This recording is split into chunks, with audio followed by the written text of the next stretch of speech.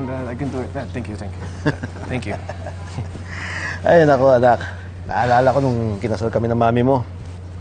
Sabi nga nila napakagwapo ko rin ng mga panahon na yon. Noon yun. Siyempre, Dad, mana ko sa'yo eh. Alam mo, anak, isa lang ang sasabihin nila mamaya pag nakita ka na sa loob. Napakaswerte ni Diana. Tignan mo mga pangasawa. Napakakisig. Anak, anak, okay ka lang? Ha? Anak! Marcelo! Marcelo! Anak! Tulungan mo ko! Dali natin sa ospital! Easy ka na. Dali.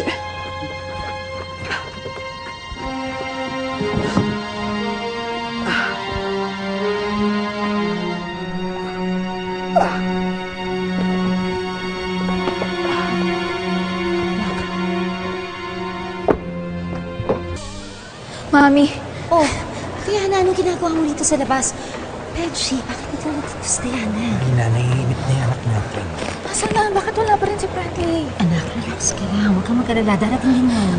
Di, baka kung ano na nangyari sa kanya. Baka sinumpong na naman siya ng sakit niya. Hindi naman siguro.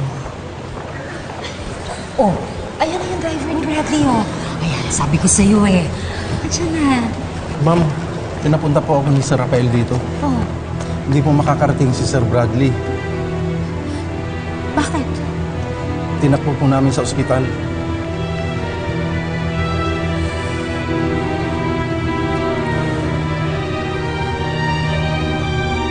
Teka.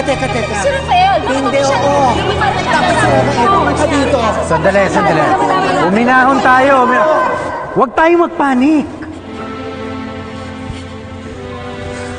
Kuya, ano ang lagay ni Bradley? Hindi ko po alam. Basta pinapunta po ako dito ni Sir Rafael para hindi kayo maghintay.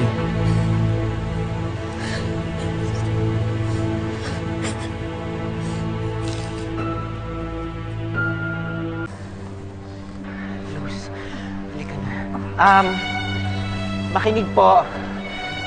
Makinig po. Listen everyone.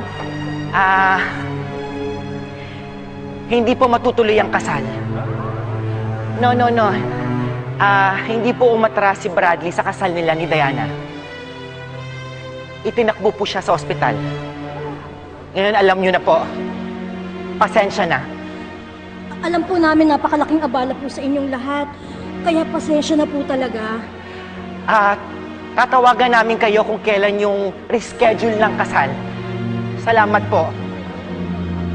Ako, Venus, kailangan natin tawagan yung venue. Yung mga suppliers natin. Paano ba yan? Yun na nga din ang iniisip ko. Teka si Father. Kailangan kong sabihan si Father. Father! Tatawagan Father. lang po namin kayo. Salamat po. Sige, dito po. Sige.